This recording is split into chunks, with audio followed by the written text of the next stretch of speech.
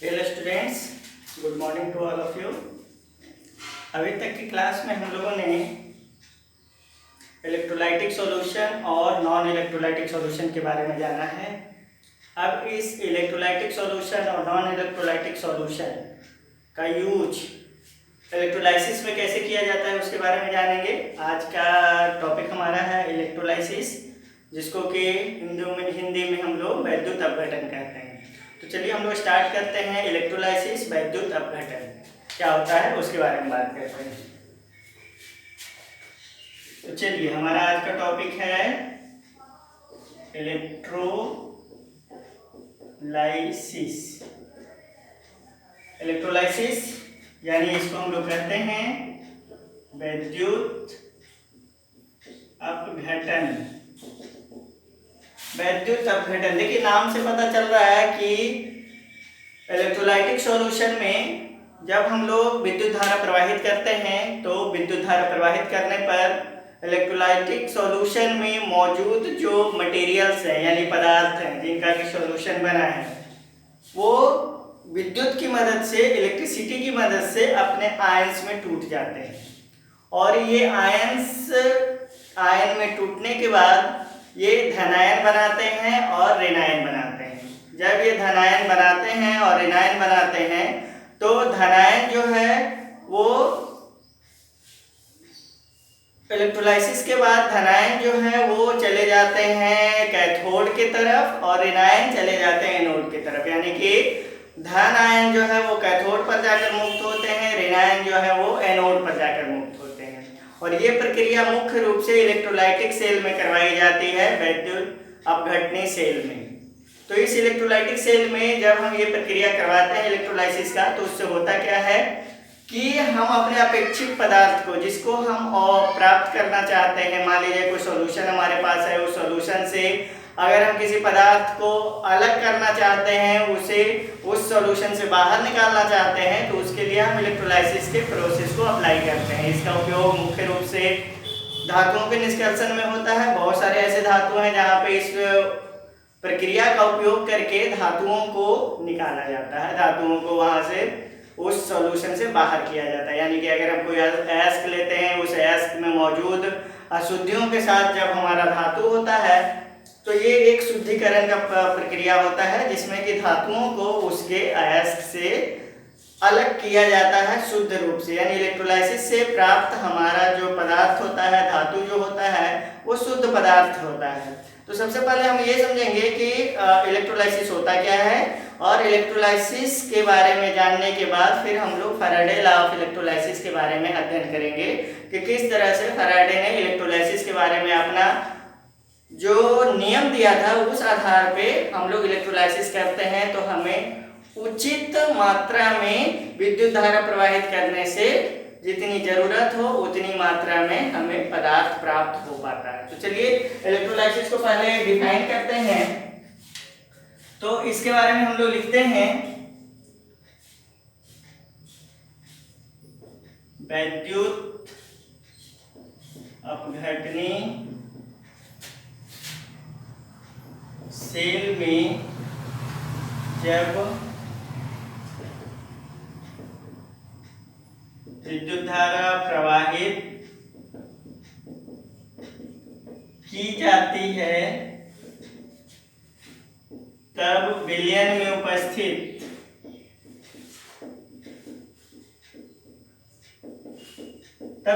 उपस्थित पदार्थ अपने आयनों में विभक्त होकर इलेक्ट्रोड के ऊपर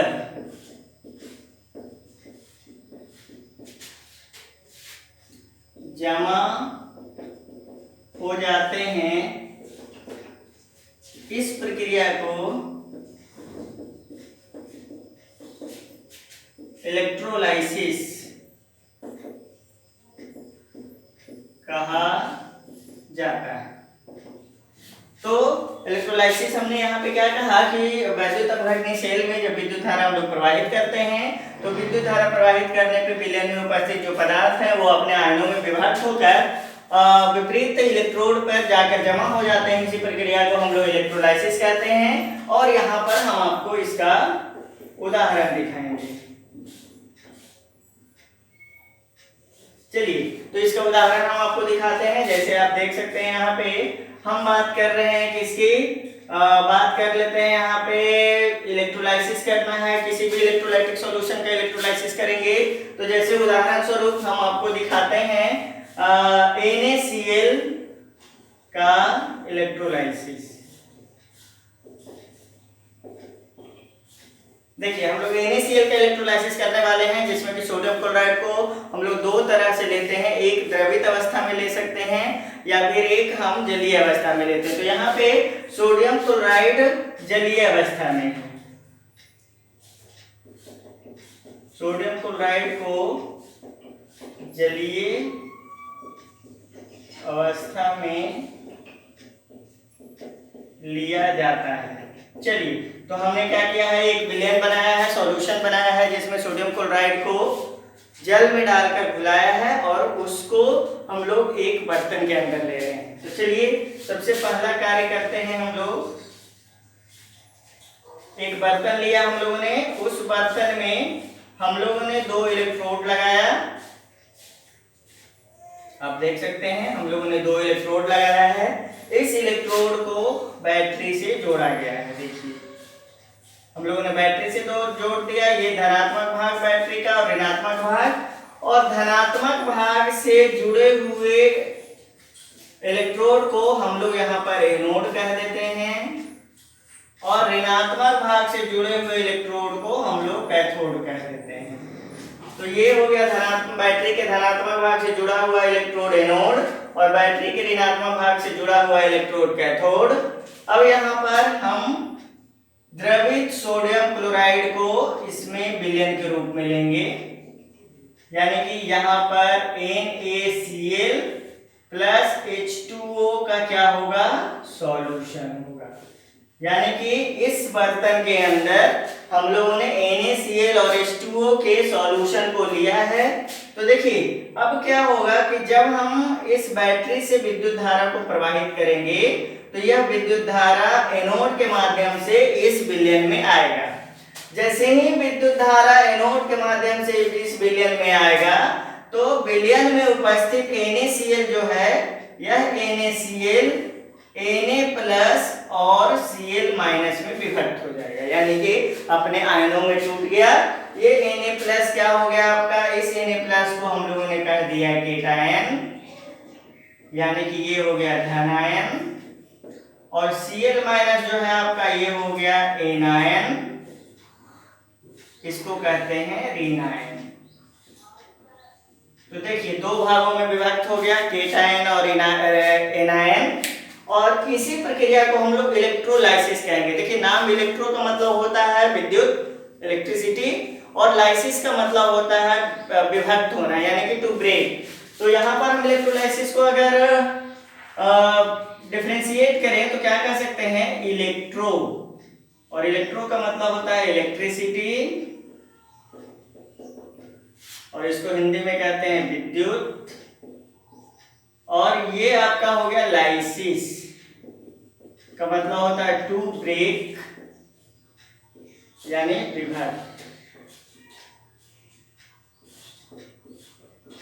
विभक्त करना, यानी कि विद्युत की मदद से पदार्थ को जलीय विलयन में उपस्थित पदार्थ को विभक्त करने की विधि क्या कहलाती है, इलेक्ट्रोलाइसिस कहलाती है। तो हम लोग यहाँ पे NaCl के इलेक्ट्रोलाइसिस की बात कर रहे हैं। तो विद्युत धारा प्रवाहित होने पर NaCl सोडियम प्लस और क्लोरीन माइनस में विभक्त हो गया। उसी तरह से अगर आप H2O की बात करें तो H2O में क्या होगा, H2O जो है वह किस में विभक्त होगा, तो यह विभक्त होगा हाफ H2 में और साथ में OH माइनस में। देखिए तो यहाँ पर दो पदार्थ हैं, सोडियम क्लोराइड और जल, और सोडियम क्लोराइड और जल जो है वो आपस में विभक्त हो रहे हैं। सोडियम क्लोराइड Na प्लस बना रहा है, Cl माइनस बना रहा है, जबकि H2O half H2 plus OH minus में टूट जा रहा है। अब यहाँ पे बात ये आती है, या फिर चलिए इसको हाफ H2 की जगह पे हम क्या कर रहे हैं, H प्लस कर रहे हैं।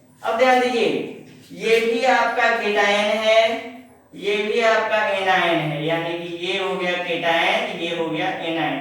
अब इस केटायन और एनायन पे अब प्रश्न यहाँ पे ये उठता है कि ये कैथोड है जहाँ पे ऋणात्मक आवेश है, ये एनोड है जहाँ पर धनात्मक आवेश है, और हमारे पास दो केटायन और दो एनायन है, तो कौन सा केटायन जो है वो कैथोड पर जाएगा और कौन सा एनायन जो है वो एनोड पे आएगा। तो देखिए आगे आने वाले समय में इसमें हम आपको एक इलेक्ट्रोकेमिकल सीरीज बताएंगे। उस इलेक्ट्रोकेमिकल सीरीज के आधार पे आपको ये समझ में आएगा कि कौन सा केटायन जो है वो कैथोड पर मुक्त होगा, कौन सा एनायन जो है वो एनोड पर मुक्त होगा। फिलहाल हम आपको बताएं तो यहाँ पर हम प्रक्रिया आपको दिखाते हैं, कैथोड पर होने वाली प्रक्रिया, और फिर हम दिखाते हैं एनोड पर होने वाली प्रक्रिया। कैथोड पर क्या प्रक्रिया होगी और एनोड पर क्या प्रक्रिया होगी, उसे हम आपको दिखाते हैं। तो देखिए, कैथोड पर होने वाली प्रक्रिया हो जाएगी H2O। यह एक इलेक्ट्रॉन को ग्रहण करेगा, यह H2O जो है वह एक इलेक्ट्रॉन यहां से ग्रहण करेगा, और ग्रहण करके ये हाफ H2 और प्लस इसमें बदल जाएगा, OH माइनस में बदल जाएगा। ये तो कैथोड पर होने वाली प्रक्रिया हो गई। जबकि एनोड पर होने वाली प्रक्रिया जो है वो यहाँ पर Cl2 जो है वह क्या करेगा कि यहाँ से Cl2 एनोड पर क्या करेगा, एनोड पर अगर आप यहाँ पे देखें तो Cl माइनस जो विभक्त हुआ था, यह Cl माइनस कहाँ चला जाएगा, यहाँ से एनोड पर चला जाएगा। तो जब ये एनोड पर चला जाता है तो यहाँ से क्या होगा कि हाफ Cl2, हाफ, या फिर ऐसे आप कीजिए कि Cl माइनस जो यहाँ है वो आएगा इधर एनोड पर, और आने पर ये अपना एक इलेक्ट्रॉन मुक्त करेगा। तो क्या बनाएगा, हाफ Cl2, और साथ में इलेक्ट्रॉन को ये यहाँ से मुक्त करेगा। ये तो बातें हो गई इलेक्ट्रॉन को मुक्त करने वाली बातें। अब यहाँ पर ध्यान देने वाली बात है कि अगर आप पूरे समीकरण को देखें, इस पूरे समीकरण को अगर आप देखते हैं तो पूरे समीकरण को देखने में आपको क्या नजर आएगा कि ये इलेक्ट्रॉन इधर और ये इलेक्ट्रॉन इधर आपस में दोनों कट जाएंगे, और कटने के बाद बच क्या गया आपको यहाँ पर H2O प्लस Cl माइनस, और इधर मिल गया क्या आपको half H2 plus half Cl2 और साथ में OH माइनस। तो ये प्रतिक्रिया होगी जो आपको ये दर्शा रहा है कि कैथोड पर आपको हाइड्रोजन गैस मिल रहा है और एनोड पर आपको कौन सा गैस मिल रहा है, क्लोरीन गैस मिल रहा है। तो हम लोग यहाँ पर लिखेंगे कि कैथोड पर H2 गैस तथा एनोड पर Cl2 गैस मुक्त होता है। तो इस प्रक्रिया से हम लोग सोडियम नहीं प्राप्त कर पाते हैं, सोडियम की जगह पे हमें क्या मिल जाता है, हाइड्रोजन गैस मिल जाता है। इसलिए ऐसा कहा जाता है कि सोडियम क्लोराइड के जलीय विलयन को जब हम अपघटित करते हैं इलेक्ट्रोलाइसिस विधि से, तो उससे हम सोडियम धातु का निष्कर्षण नहीं कर पाते हैं। तो चलिए आप यहाँ पर पहले इतने बातों को आप लोग यहाँ पे नोट करेंगे, फिर उसके बाद हम आगे बात करेंगे। तो फिलहाल आप इसको नोट कीजिए।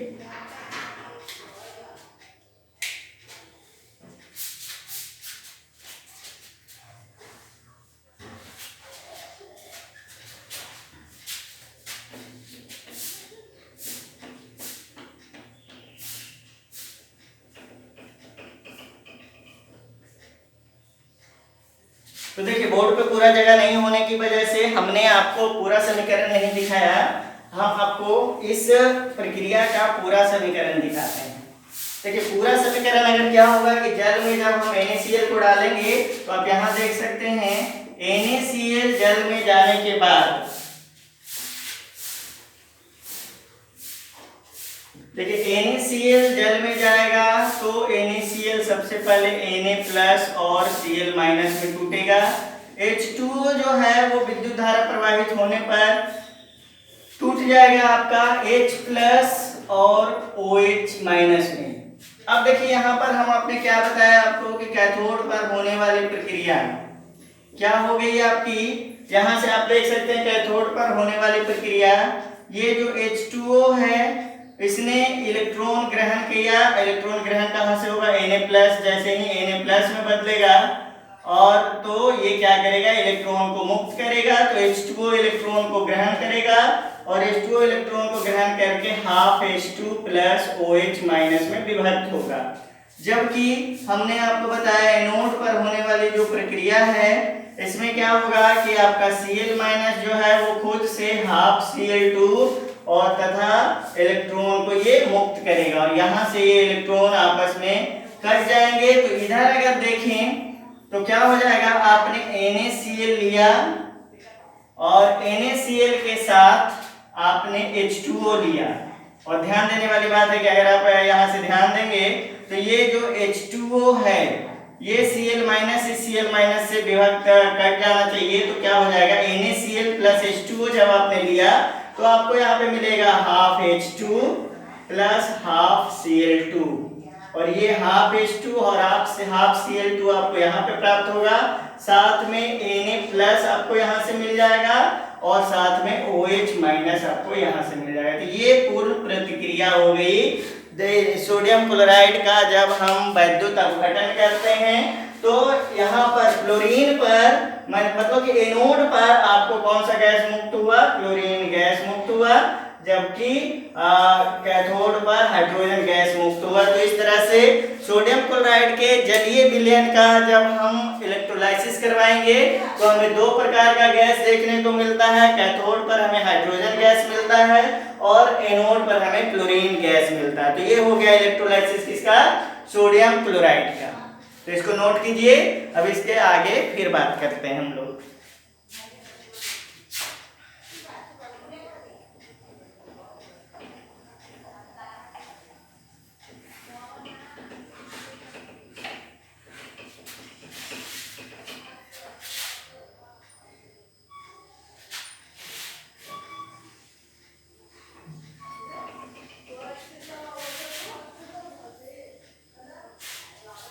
देखिए बच्चों, इस इलेक्ट्रोलाइसिस के प्रोसेस को सबसे पहले माइकल फैराडे ने इन्वेंट किया था। उन्होंने ही बताया था किस तरह से इलेक्ट्रोलाइसिस होता है।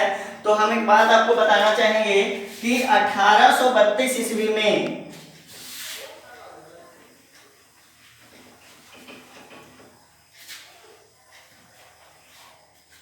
देखिए 1832 ईस्वी में माइकल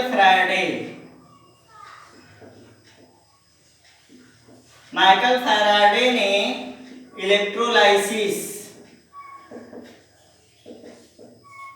से संबंधित दो नियमों का प्रतिपादन किया।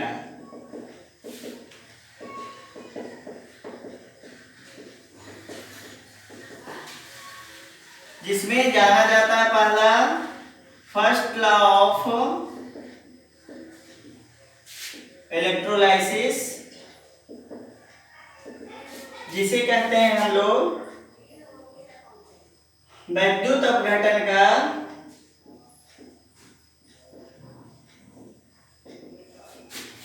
प्रथम नियम। फिर दूसरी बात आती है सेकेंड लॉ ऑफ इलेक्ट्रोलाइसिस,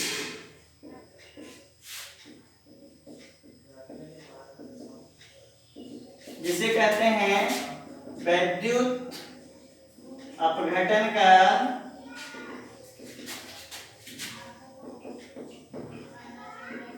द्वितीय नियम। चलिए, तो फैराडे ने अपने ऑब्जर्वेशंस के आधार पे दो नियम प्रतिपादित किया, किससे रिलेटेड, इलेक्ट्रोलाइसिस से रिलेटेड 1832 ईस्वी में और 1832 ईस्वी में। और उन्होंने दो लॉ जो दिए Faraday, first law of electrolysis और ये दूसरा हो गया सेकंड लॉ ऑफ इलेक्ट्रोलाइसिस। इसको हम लोग Faraday first law of electrolysis भी कहते हैं और Faraday second law of electrolysis कहते हैं। तो चलिए इसको नोट डाउन कीजिए, इसके आगे हम आपको बताते हैं Faraday first law of electrolysis.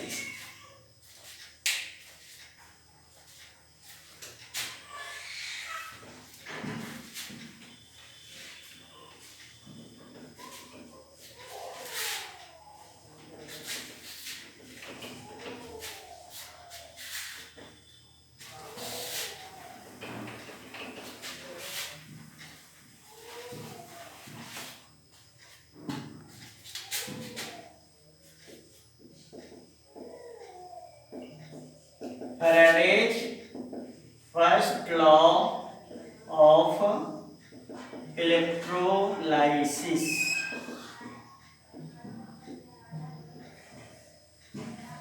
यानी कि फैराडे का वैद्युत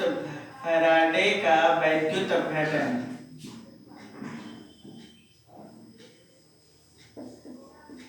वैद्युत अपघटन का पहला नियम।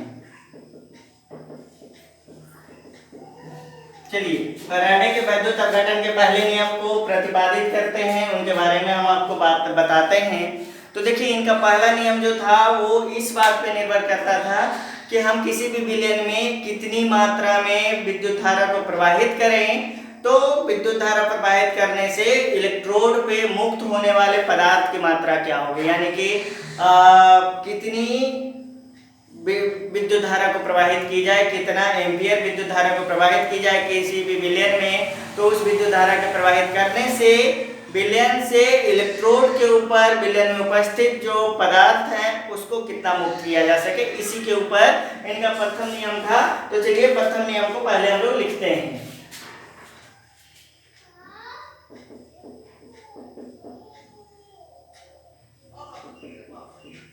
किसी इलेक्ट्रोलाइटिक सॉल्यूशन में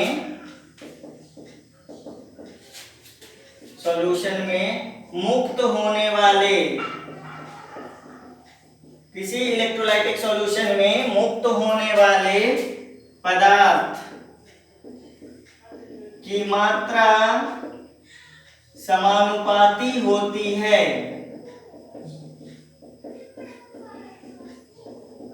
क्या लिखे हम लोग, किसी भी इलेक्ट्रोलाइटिक सॉल्यूशन में मुक्त होने वाले पदार्थ की मात्रा समानुपाती होती है विद्युत धारा के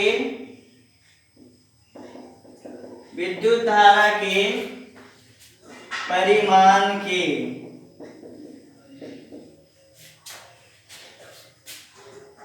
इसे फैराडे का वैद्युत अपघटन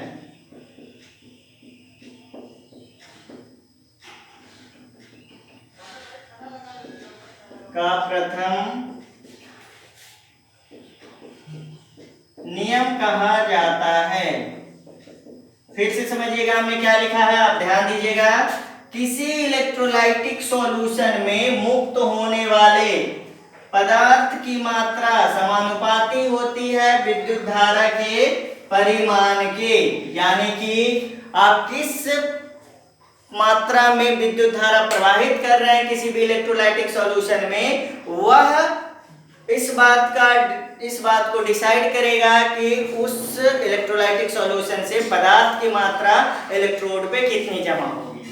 तो जैसे आप देख सकते हैं ये एक इलेक्ट्रोलाइटिक सॉल्यूशन है आपका, और यहाँ पे आपने दो इलेक्ट्रोड लगाया इलेक्ट्रोलाइटिक सॉल्यूशन में। इस दो इलेक्ट्रोड को आपने विद्युत धारा प्रवाहित करने के लिए बैटरी से जोड़ा है, और बैटरी से जोड़ने के बाद आपने यहाँ पे दो इलेक्ट्रोड लगाया है, और इलेक्ट्रोड लगाने के बाद आपने क्या किया है, इसमें इलेक्ट्रोलाइटिक सॉल्यूशन भरा है, इलेक्ट्रोलाइटिक सॉल्यूशन। और यहाँ पर ये आपका हो गया एनोड, ये हो गया आपका कैथोड, और इसमें इस इलेक्ट्रोलाइटिक सॉल्यूशन से सपोज कीजिए कि इसमें सोडियम हाइड्रोक्साइड प्लस वाटर, यानी सोडियम हाइड्रोक्साइड का जलीय विलयन है और इसमें आपने विद्युत धारा प्रवाहित की है।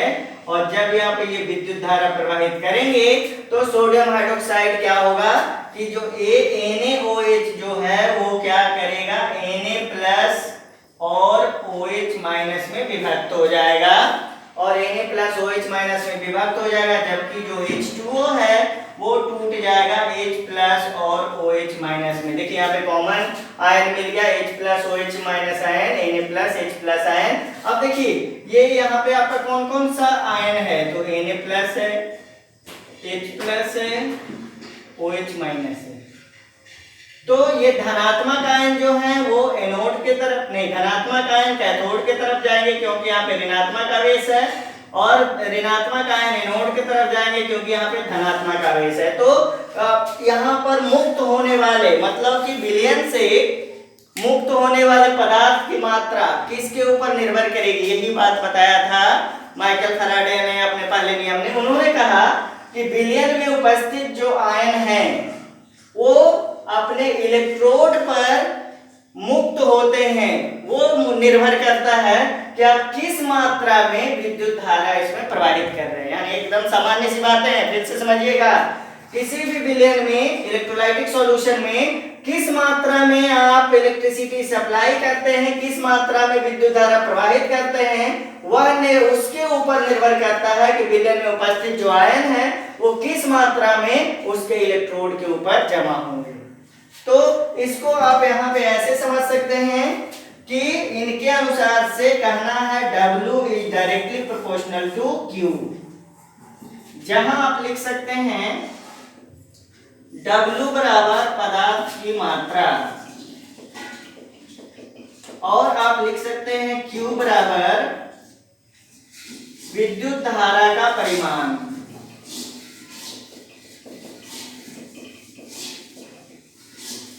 तो ये हो गया W पदार्थ की मात्रा, Q हो गया विद्युत धारा का परिमाण।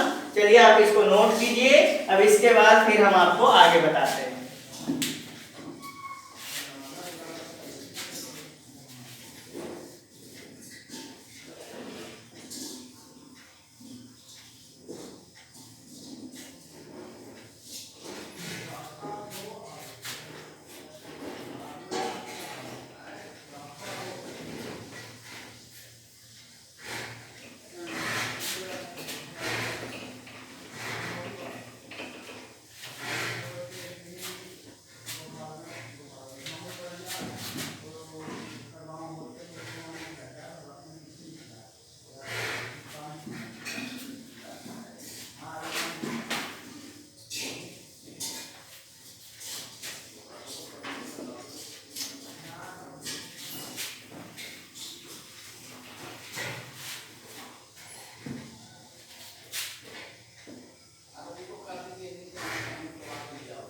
देखिए जब हम समानुपाती हटाते हैं तो समानुपाती हटाने के बाद हमें एक स्थिरांक लगाना पड़ता है, कांस्टेंट लगाना पड़ता है।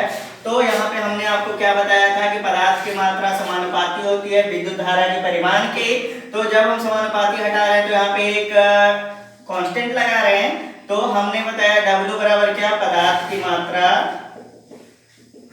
फिर से हम लिख रहे हैं Q बराबर हमने बताया आपको विद्युत धारा का परिमाण,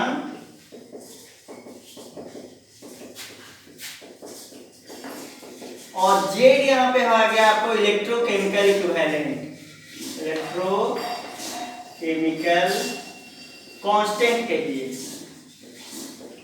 वैद्युत रासायनिक स्थिरांक।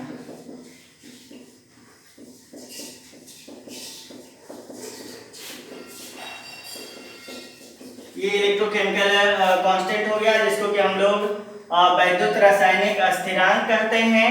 तो यहाँ पे ध्यान देने वाली बात है, एक चीज मैं बताऊं कि अगर इलेक्ट्रोलाइटिक सॉल्यूशन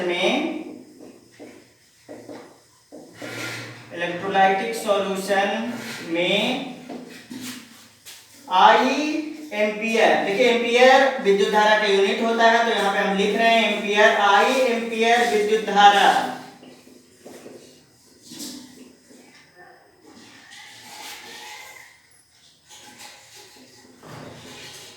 I एम्पियर विद्युत धारा t सेकेंड तक प्रवाहित की जाती है। तो Q बराबर I इंटू टी होता है, यानी कि Q क्या हो जाएगा, विद्युत धारा की मात्रा परिमाण क्या हो जाएगा कि I एम्पियर विद्युत धारा t सेकेंड तक प्रवाहित करने के कारण विद्युत धारा की मात्रा कितनी हो गई, I इंटू टी। और इसका मान हम लोग कहाँ पे लिखेंगे, यहां लगाएंगे तो क्या हो जाएगा W equal to Z I T. इसको ध्यान रखिएगा। तो जेड तो आपको पता है इलेक्ट्रोकेमिकल इक्विवेलेंट है, इलेक्ट्रोकेमिकल कांस्टेंट है, और आई आपका हो गया क्या, विद्युत धारा। यहाँ पे हम लिख देते हैं आई इक्वल टू विद्युत धारा, और टी बराबर क्या हो गया आपका समय हो गया। तो ये हो गया। अब देखिए एक बात और हम आपको बताते हैं, यहां तक आपको समझ में आ गया W equal to Z I T. हम यहाँ अगर एक बात बोले आपको कि अगर I बराबर 1 एम्पियर ले लिया जाए और T बराबर 1 सेकेंड ले लिया जाए, तो हम लोग क्या लिख सकते हैं यहाँ से W equal to Z into I into T, और W इक्वल टू क्या लिख सकते हैं जेड इंटू वन, और W बराबर क्या हो जाएगा जेड। तो अगर किसी भी इलेक्ट्रोलाइटिक सॉल्यूशन में 1 सेकेंड तक 1 एम्पियर करंट प्रवाहित की जाए तो उसमें मुक्त होने वाले पदार्थ की मात्रा जो है वो किसके बराबर हो जाएगा, इलेक्ट्रोकेमिकल इक्विवेलेंट के। और इलेक्ट्रोकेमिकल इक्विवेलेंट हम यहाँ पे बताना चाहेंगे जेड बराबर होता है, इलेक्ट्रोकेमिकल इक्विवेलेंट के बारे में अगर हम लोग बात करें तो इलेक्ट्रोकेमिकल इक्विवेलेंट होता है E बटा 96,500। जेड बराबर होता है E बटा 96,500, जहां E बराबर क्या है, पदार्थ का तुल्यांकी भार, जिसको हम क्या कहते हैं इक्विवेलेंट वेट।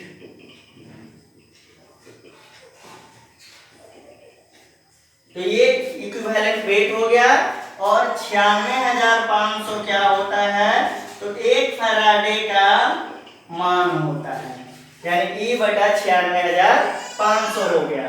तो चलिए अब इस 96,500 के वैल्यू को हम यहाँ पे पुट करें तो क्या लिख सकते हैं, W इक्वल टू E बटा 96,500 इंटू आई इंटू टी। तो चलिए ये हो गया Faraday first law of electrolysis. इसको आप ध्यान से देखिए, ध्यान से समझिए।